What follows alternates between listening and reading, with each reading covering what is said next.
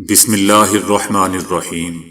السلام علیکم دوستو، دنیا بھر کی خبروں میں آج آپ سنیں گے، لیکن اس سے پہلے اگر ہو سکے تو لائک اور سبسکرائب کا بٹن ضرور دبا لیں۔ شکریہ۔ اسرائیلی فوج مقبوضہ علاقوں میں مقیم غیر ملکی ورکرز کے بچوں کو فوج میں شامل کرنے کے منصوبے پر غور کر رہی ہے، کیونکہ دوستو اس وقت اسرائیل کو افرادی قوت کی کمی کا سامنا ہے۔ جنگ کے ابتدائی مہینوں میں بھی ایک تجرباتی منصوبے پر عمل درآمد کے لیے اعلیٰ سطحی مذاکرات ہوئے تھے، جس کا مقصد 100 غیر ملکی نوجوانوں کو فوج میں شامل کرنا تھا۔ تاہم ڈائریکٹر جنرل کے استعفے کے بعد یہ منصوبہ دوستو روک دیا گیا تھا۔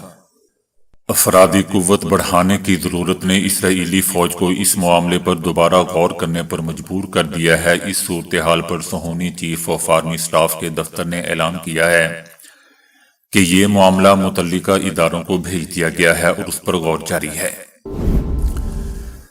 روسی افواج نے یوکرین کے دارالحکومت کیف اور دیگر علاقوں پر میزائلوں اور ڈرون سے بڑے پیمانے پر حملے کیے ہیں، جس کے نتیجے میں کم از کم 2 افراد مارے گئے اور 46 زخمی ہوئے ہیں، جن میں 2 بچے بھی شامل ہیں۔ یوکرینی صدر کا کہنا ہے کہ حملوں میں تقریباً 500 ڈرون اور 40 میزائل استعمال کیے گئے۔ دارالحکومت کیف کے مختلف علاقوں میں بجلی اور توانائی کا نظام بھی متاثر ہوا ہے۔ توانائی کے متعدد مراکز کو نشانہ بنایا گیا ہے، جس کے باعث لاکھوں گھروں کو بجلی کی فراہمی بھی معطل ہو چکی ہے، جبکہ شدید سرد موسم میں 40% سے زائد رہائشی عمارتیں بھی توانائی سے محروم ہیں۔ یہ حملے دوستو ایسے وقت میں ہوئے ہیں جب یوکرینی صدر امریکی صدر ٹرمپ سے ملاقات کے لیے فلوریڈا جا رہے ہیں، جہاں جنگ کے خاتمے، سیکیورٹی ضمانتوں اور علاقائی کنٹرول پر بات چیت متوقع ہے۔ بھارتی ریاست ہماچل پردیش میں ہندو انتہا پسندوں نے دوستو ضلع کانگڑا کے علاقے ڈیرہ میں ایک کشمیری شال فروش جہانگیر احمد پر وحشیانہ حملہ کیا ہے۔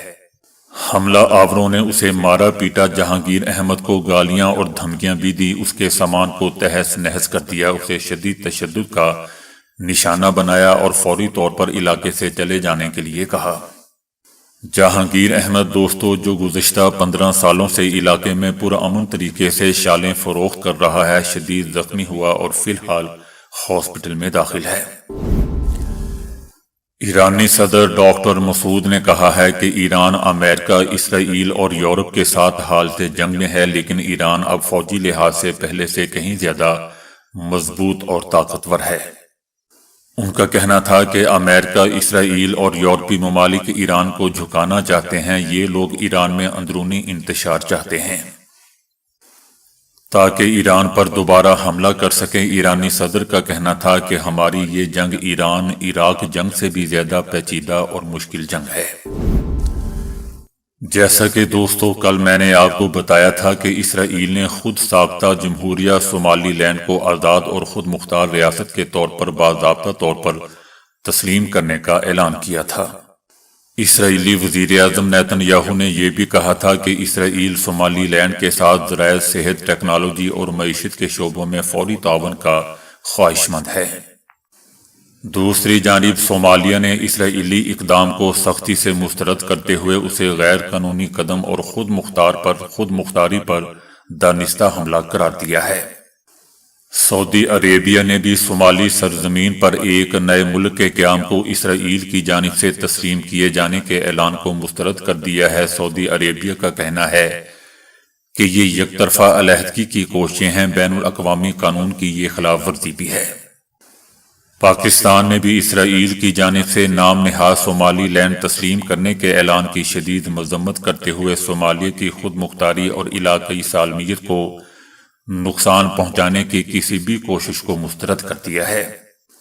دوستو یاد رہے کہ صومالی لینڈ نے 1991 میں خانہ جنگی شروع ہونے کے بعد صومالیہ سے علیحدگی کا اعلان کیا تھا اور وہ عملی طور پر خود مختار بھی ہے، تاہم اب تک اسے کسی بھی دوسرے ملک کی جانب سے باضابطہ طور پر تسلیم نہیں کیا گیا تھا۔ بنگلہ دیشی حکومت کا کہنا ہے کہ عثمان ہادی کو مارنے والے 2 ملزمان بھارت فرار ہو چکے ہیں۔ ملزم فیصل کریم مسعود اور عالمگیر شیخ نے بھارت فرار ہونے کے بعد ریاست میگھالیہ میں پناہ لی ہوئی ہے۔ اس سے پہلے دوستو پولیس نے کہا تھا کہ انہیں مرکزی ملزمان کے ٹھکانوں کا علم نہیں ہے۔ اس سلسلے میں 11 افراد کو گرفتار کیا گیا تھا، جن میں وہ لوگ بھی شامل تھے جنہوں نے شوٹر کو بھارت فرار ہونے میں مدد فراہم کی تھی۔ جائے وقوع پر دوستو موجود افراد کی فراہم کردہ معلومات، سی سی ٹی وی فوٹیج کی تجزیے اور انفارمیشن ٹیکنالوجی کی مدد سے پولیس نے شوٹر فیصل کریم مسعود اور ان کے معاون موٹر سائیکل سوار عالمگیر شیخ کو واقعے کے دن ہی شناخت کر لیا تھا۔ پولیس کا کہنا ہے کہ بینک اکاؤنٹس کے دستخط شدہ چیکس بھی برآمد ہوئے ہیں، جن کی مالیت 218 کروڑ ٹکا بنگلہ دیشی کرنسی ہے۔ اٹلی نے دوستو پاکستانی کارکنوں کو 10,000 سے زائد ملازمتیں فراہم کرنے کی پیشکش کی ہے۔ دونوں ممالک کے درمیان طے پانے والے معاہدے کے تحت اٹلی نے پاکستان کے لیے لیبر کوٹا مختص کر دیا ہے۔ اس معاہدے کے تحت 10,500 پاکستانی کارکنوں کو مختلف شعبوں میں روزگار دیا جائے گا، جن میں شپ بریکنگ، مہمان نوازی، صحت، زراعت، ویلڈنگ ٹیکنیشینز، باورچی، waiters, housekeeping, nursing, medical technicians اور فارمنگ شامل ہے۔ یاد رہے دوستو کہ اٹلی پہلا یورپی ملک ہے جس نے پاکستان کے لیے مخصوص طور پر ملازمتوں کا کوٹا مختص کیا ہے۔ پاکستان نے یمن میں امن و استحکام کو یقینی بنانے کے لیے سعودی عربیہ کی جانب سے کی جانے والی کوششوں کی مکمل حمایت کا اظہار کر دیا ہے، اور اس ضمن میں متحدہ عرب امارات کی کوششوں کو بھی سراہتا ہے۔ پاکستان نے امید ظاہر کی ہے کہ یمنی فریقین ایسے کسی یک طرفہ اقدام سے گریز کریں جس سے صورتحال مزید کشیدہ ہو۔ دوستو یاد رہے کہ یمن کے جنوبی علیحدگی پسندوں کی مرکزی جماعت سدرن ٹرانزیشنل کونسل نے اس ماہ کے اوائل میں سعودی حمایت یافتہ اور بین الاقوامی طور پر تسلیم شدہ حکومت کو عدن میں اس کے ہیڈ کوارٹر سے بے دخل کر دیا تھا، اور جنوبی علاقوں کے بڑے حصوں پر کنٹرول کا دعویٰ بھی کیا تھا۔ پاکستان کے لیے مفاہمتی پیغام کے طور پر عبوری افغان طالبان حکومت کے وزیر داخلہ سراج الدین حقانی نے دوستوں کہا ہے کہ ان کا ملک یعنی افغانستان کسی بھی ریاست کے لیے خطرہ نہیں، اور وہ غلط فہمیوں کے ازالے کے لیے بالکل تیار ہے۔ ان کا کہنا تھا کہ ان کی حکومت دوحہ معاہدے کے تحت کیے گئے وعدوں کی پابندی جاری رکھے ہوئے ہیں، اور افغانستان کی سرزمین کسی بھی ملک کے خلاف استعمال ہونے کی اجازت نہیں دی جا رہی۔ سراج الدین حقانی کے یہ بیانات دوستو اس لحاظ سے اہم ہے کہ ٹی ٹی پی پاکستان نے ان سے بیعت لے رکھی ہے، اور طویل عرصے سے افغانستان کے ان علاقوں میں سرگرم ہے جو ان کے کنٹرول میں رہے ہیں۔ اسی وجہ سے سراج الدین حقانی کے چھوٹے بھائی انس حقانی قطر اور ترکی میں پاکستانی حکومت کے ساتھ مذاکرات کرنے والی افغان طالبان ٹیم کا حصہ تھے۔ برطانیہ میں سکھ کمیونٹی نے بنگلہ دیشی حکومت کے حق میں مظاہرہ کیا ہے۔ لندن میں سکھ کمیونٹی نے بنگلہ دیشی ہائی کمیشن کے باہر جمع ہو کر بھارت کے خلاف مظاہرہ کیا۔ مظاہرین کا کہنا تھا کہ نوجوان طالب علم رہنما عثمان ہادی کو مارنا انقلاب کا سبب بنے گا، اور آپ دیکھیں گے کہ بھارت اس سرزمین پر آنے والے دنوں میں بکھر جائے گا۔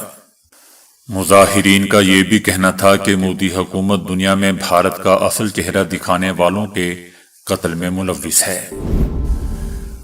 بنگلہ دیش میں فروری 2026 میں شیڈول انتخابات کے لیے لبرل ڈیموکریٹک پارٹی یعنی LDP اور نیشنل سٹیزن پارٹی NCP نے بنگلہ دیش جماعت اسلامی کی قیادت میں قائم 8 جماعتی اتحاد میں شمولیت اختیار کر لی ہے۔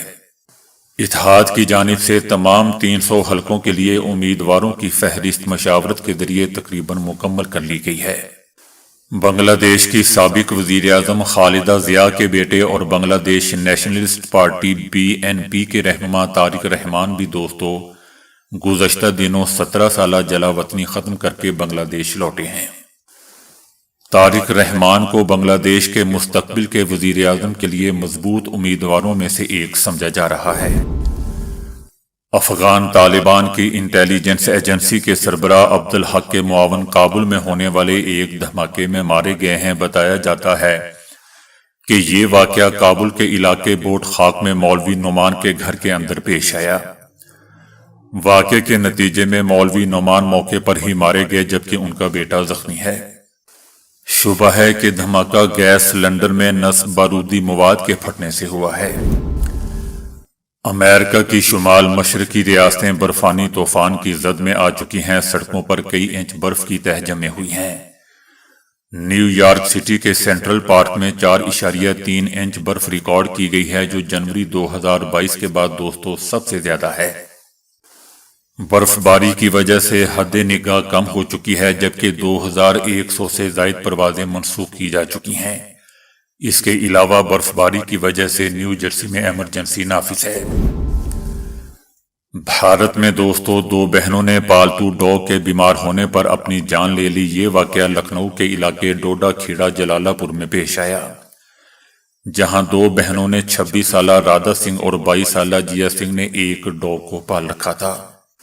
دونوں بہنوں نے ایک ڈاگ کو گود لیا ہوا تھا اور دونوں کو ڈاگ سے محبت ہو گئی تھی۔ دونوں ڈاگ کی دیکھ بھال بھی کرتی تھیں۔ دونوں بہنیں ڈپریشن کا شکار تھی۔ دونوں بہنوں کا ڈاگ 1 مہینے سے بیمار تھا، جس کی وجہ سے دونوں کا ڈپریشن مزید بڑھ گیا اور انہوں نے انتہائی قدم اٹھاتے ہوئے اپنی زندگیوں کا ہی خاتمہ کر لیا۔ بلاول بھٹو زرداری نے کہا ہے کہ پاکستان تحریک انصاف انتہا پسندی کی سیاست چھوڑ دے، اپنے لیڈر عمران خان کی گرفتاری اور کیسز پر قومی اداروں پر حملہ کریں گے تو ایکشن پر شکایت نہیں ہونی چاہیے۔ ان کا کہنا تھا کہ الیکشن جلدی نہیں ہو رہے، نئے انتخابات سے پہلے الیکٹورل ریفارم ضروری ہیں، ایسے ریفارم لائیں جس پر سب کو اعتماد ہو۔ بلاول بھٹو زرداری کا کہنا تھا کہ عام آدمی سے اس کا معاشی حال پوچھنے پر ملک کی اصل معاشی صورتحال کا اندازہ ہوتا ہے۔ پاکستانی حکومت کا کہنا ہے کہ ہم حماس کو غیر مسلح کرنے نہیں جائیں گے۔ اس حوالے سے سول ملٹری قیادت میں بڑی وضاحت موجود ہے، کسی قسم کی شک کی گنجائش نہیں۔ پاکستان صرف قیام امن میں حصہ لینے کے لیے تیار ہے۔ پاکستان قیام امن کے لیے واضح مینڈیٹ کی صورت میں غزہ جا سکتا ہے۔ پاکستانی حکومت کا دوستو یہ بھی کہنا ہے کہ ہماری افواج حماس کو غیر مسلح کرنے یا حماس کی بنائی گئی سرنگیں ختم کرنے نہیں جائے گی، کیونکہ یہ ایک مسلمان کو دوسرے مسلمان سے لڑنے والی بات ہوگی۔ پاکستان ایسی کسی کوشش کا حصہ نہیں بنے گا۔ پاکستان کا دوستو یہ بھی کہنا ہے کہ افغانستان سے 1000 علماء کا کسی بھی ملک کے خلاف تخریب کاری نہ کرنے کا فتویٰ خوش آئند ہے۔